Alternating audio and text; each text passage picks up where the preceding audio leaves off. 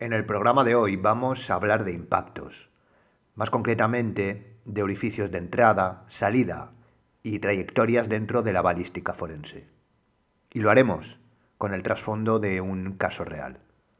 El pasado 27 de octubre se conocía la noticia de que durante un traslado del expresidente de Bolivia, Evo Morales, por carretera en una furgoneta tipo pick-up, sufrió un tiroteo.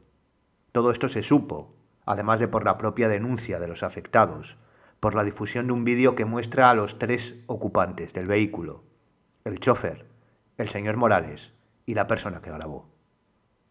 Esto es lo que en un principio se sabía públicamente. A partir de ahí, pasando ya unos cuantos días, la información ha ido ampliándose. Vamos a verlo desde una disciplina como es la balística forense, que es materia de este podcast. Bienvenido a Zona Criminal.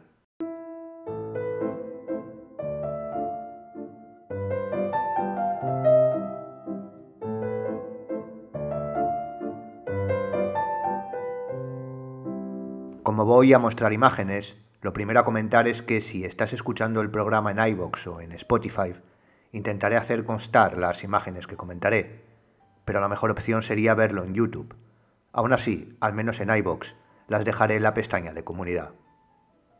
Entrando ya en materia, lo que realmente llamó mi atención es que prácticamente en el momento en que se conoció la noticia y se publicó el vídeo, que puedes encontrar fácilmente y que nosotros dejamos en la descripción el expuesto por la CNN, los noticieros también se hicieron eco de la siguiente nota. Un experto en balística cuestiona el presunto atentado contra Morales. Javier Romero explicó que la trayectoria de los disparos indica que los proyectiles pudieron haber sido disparados desde el interior del vehículo.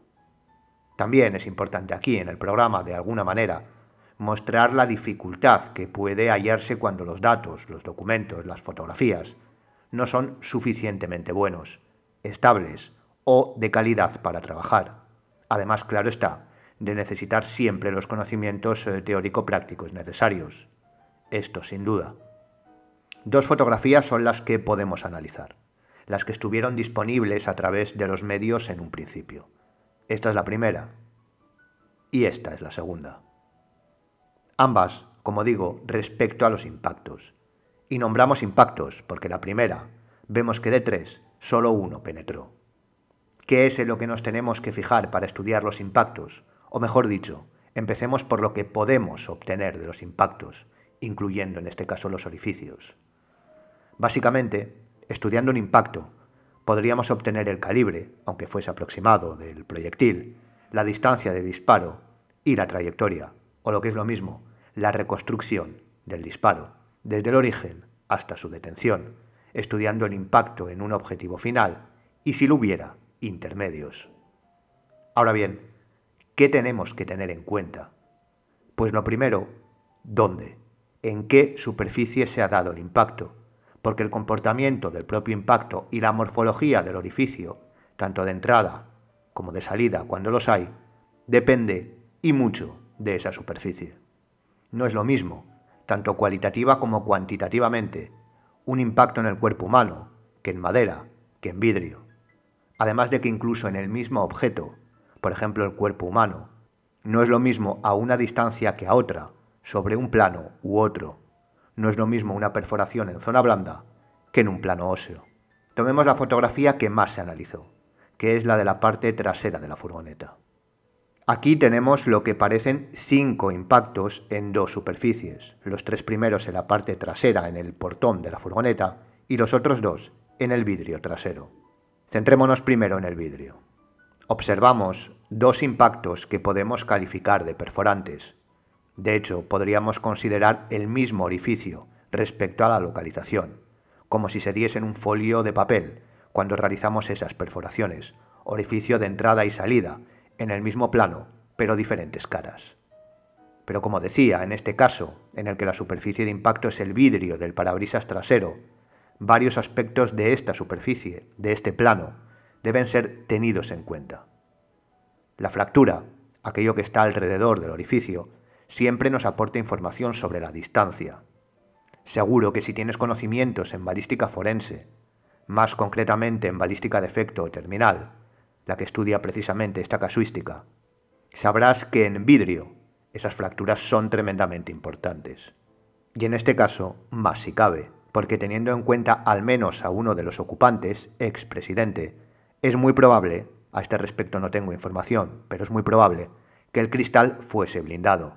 Y habría que conocer qué nivel, para saber cómo se comportan los proyectiles en estos impactos dependiendo del tipo, calibre, distancia, ángulo de entrada, etc. Lo que vemos en la imagen son dos orificios irregulares, aunque no exageradamente, teniendo en cuenta que la parte inferior está desprendida, lo que indica una perforación inferior, como digo sin exagerar, a los 90 grados.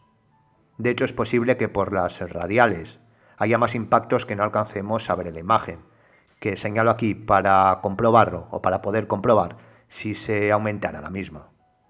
Centrándonos en conseguir más información, se puede obtener en un momento del vídeo una captura de pantalla de uno de los orificios que podemos identificar con el superior de la imagen. Viendo esa forma de cono, podríamos pensar que se trata de un orificio de entrada desde el interior, tal que así. Eso nos diría la lógica común. Ha ido de dentro a fuera, produciendo esa morfología. Pero la realidad es que, como decía, teniendo en cuenta la superficie, esta forma, denominada encráter, se configura por la proyección del material descompuesto según avanza el proyectil. Es decir, ese cono invertido, ese cráter, es un orificio de salida, siendo la trayectoria de fuera hacia adentro. Esta característica se da también, por ejemplo, en superficies como la cerámica o el propio hueso. En cerámica lo veríamos tal cual, pero en impactos sobre cuerpo humano, el orificio de salida en plano cutáneo, en piel, deja otras características, por la elasticidad de esta y la mayor capacidad de resiliencia. Pero si observáramos directamente el plano óseo, obviamente si no se hubiera producido una fractura, y si no, se tendría que haber recompuesto, reconstituido el hueso, se vería perfectamente esa morfología en cráter. Ahora bien, ¿qué pasa con esos tres impactos en el portón del vehículo? Aquí las características en las que nos debemos fijar, teniendo en cuenta la superficie, dura pero maleable, así como la morfología y las particularidades, nos indican lo contrario. Primero, el abombamiento hacia el exterior de la capa general de la zona negra, hacia el exterior de la camioneta. Y segundo, los márgenes evertidos, de nuevo hacia el exterior, que podemos ver en el contraste entre el color negro y el metálico, que sigue la misma dirección. Por lo que estos tres disparos sí se realizaron de dentro, o mejor dicho, de detrás de la furgoneta, hacia fuera de esta. De hecho, estas características se asemejan a las que se producirían en el plano cutáneo que antes confrontábamos con el óseo, solo que al haber mayor flexibilidad, ese abombamiento que permanece debido a la maleabilidad del material no se queda en la piel, esta tiende a cerrarse por su mayor flexibilidad. Pero si viésemos un disparo en cámara lenta, veríamos cómo estas características, este abombamiento, sí se da, pero luego obviamente vuelve o intenta reconstruirse, cerrarse la herida. En el caso de los márgenes evertidos, en un orificio de salida en este plano, se ve perfectamente sobre la piel, por lo que aquí, según lo observamos en la fotografía, estamos ante tres orificios de salida. También debemos remarcar que, por ejemplo, si hubiera habido un rebote dentro del portón, un impacto tangencial, es decir, el proyectil penetra pero se encuentra con un material que produce esto, ese orificio de salida sería mucho más irregular, probablemente en forma estrellada por la rotura o deformación del mismo. En este caso, el orificio de entrada, que existe, está en la zona contraria a la furgoneta, y por ángulo, obviamente aproximado, podríamos establecer el origen. Por lo que debemos concluir que efectivamente nuestro colega perito tenía razón al indicar que había, desde un principio, orificios que apuntaban a que se hubiera podido disparar desde el interior del vehículo. El interior o el exterior, entiéndase, pues es una pick-up, pero no solo contra el vehículo. Por lo que hablaríamos de una bidireccionalidad, con varios puntos de origen respecto a los disparos. Esto es importante, puesto que parece ser, supuestamente al principio no se señaló en esta dirección, aspecto que iría cambiando con la nueva información. Pero debemos de nuevo señalar el acierto, en el primer momento, del experto Javier Romero. Por otro lado, incluso con las imágenes, se podría establecer el calibre aproximado, comparando el diámetro de la letra O del logotipo de Toyota con el del orificio. Pero aquí ten en cuenta, si vas a medir ese logotipo porque tienes un Toyota, que la superficie, el material de impacto metálico, tiene mucho que decir respecto al calibre incluso aproximado, siendo mayor que el medido respecto al vidrio, por ejemplo. Por último, faltaría analizar los 3 impactos, uno de ellos perforante, del parabrisas delantero. Esto lo voy a dejar a modo de reto de trabajo, porque podemos utilizar la misma lógica, es decir, qué trayectoria siguieron, qué morfología de orificio observas, qué ángulo y distancia aproximada. De hecho, un apunte. Podría ser un impacto tangencial, un rebote, la marca que vemos en la parte superior. Y 2 informaciones adicionales. La primera es que en este caso existe la posibilidad incluso de establecer el orden de los impactos. Esto es gracias a las fracturas radiales y concéntricas, ya que al cruzarse podemos establecer cuál fue primero. Además, obviamente, de poder establecer, no nosotros a través de las imágenes, pues la calidad no da para tanto, sino los investigadores, si estas fracturas están por dentro o por fuera. Por ejemplo, el que sí perforó parecería haberse producido antes que el superior, si la vista no jugara malas pasadas. Pero como digo, la calidad de la imagen, la posibilidad de una mala observación, debe ser comprobada directamente en una inspección técnica.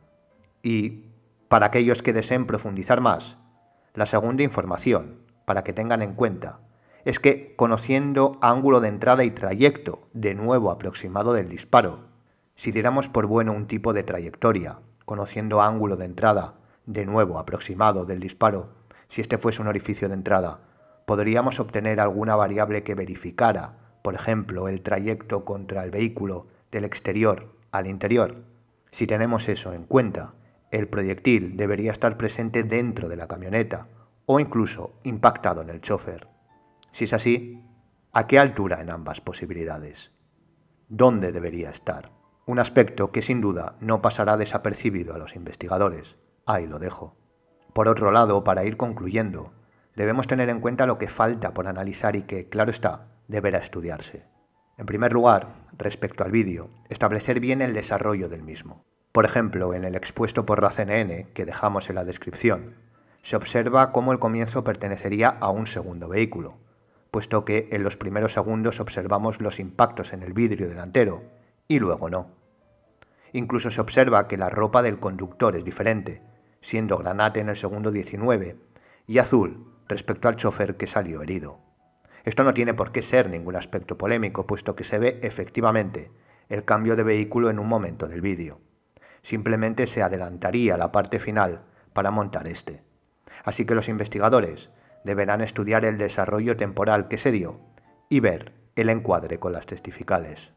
En segundo lugar, también hay que tener en cuenta las heridas, que en este caso presenta uno de los conductores, localizada la primera en la parte trasera de la cabeza, y se muestra también, en segundo lugar, sangrado en el vídeo en la parte del estómago. En el caso de la herida de la cabeza, debe estudiarse la trayectoria de la misma, puesto que lo más probable es que sea un rebote, un impacto tangencial o una herida producida por metralla, esquirlas de vidrio, etc. Un disparo directo en esa zona sería mortal prácticamente en cualquier situación. Por lo que lo más probable es que o bien objetos se interpusieran en la trayectoria, como el reposacabezas, entre otros, o bien rebotó en una trayectoria no analizada por la parte izquierda, impactando alguna esquirla, trozo, etc. Porque no todos los disparos o impactos los hemos analizado. O bien no se provocó por el impacto del proyectil, rebote o esquirla alguna, y tiene otro origen. No obstante, el estudio médico forense aportará sin duda datos a este respecto. Por otro lado, y teniendo en cuenta el patrón de deslizamiento y tipología de la sangre en la zona abdominal, se trata de sangre emanada de la herida superior, es decir, de la cabeza, no habiendo, y vuelvo a repetir con las imágenes de mala calidad que tenemos, herida en esa zona. Lo que hace preguntarme dónde impactó realmente el proyectil que sí penetró, si realmente damos por buena la trayectoria de fuera hacia adentro, puesto que sí encajaría por esa zona, ya lo hemos dicho, pero las heridas serían contrastables y probablemente de gravedad, si hubiera impactado en el chofer, por lo que, y repetimos también, o presenta una herida que no conocemos, posiblemente de gravedad en esa zona, o la presenta, más que una herida, una traza, el asiento del piloto o las zonas aledañas. Ambas posibilidades fácilmente contrastables para los investigadores. Por último, y relacionado con esto, las informaciones, como hemos dicho, se han ido ampliando en los últimos días, desde la aceptación de respuesta de fuego, es decir, un tiroteo bidireccional, hasta la cuantificación de unos 14 disparos, que obviamente son bastantes más de los vistos, por lo que el estudio de la trayectoria de todos deviene vital para conocer cómo se desarrolló el hecho, así como lo que acabamos de ver respecto a las heridas.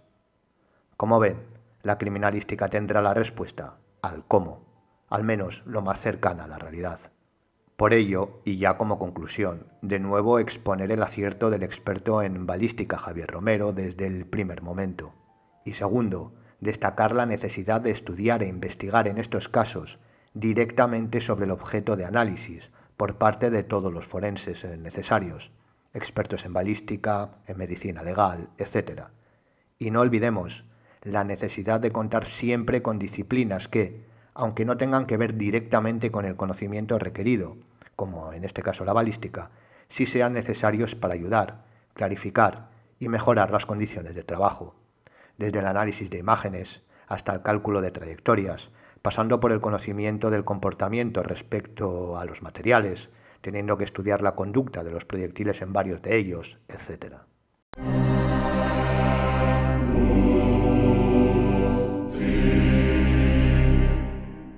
Este ha sido el pequeño análisis que he podido llevar a cabo, con el fin de introducirnos someramente en el comienzo de un estudio pericial, con el único fin de poder aportar lo que, con el material de trabajo que tenía, podía.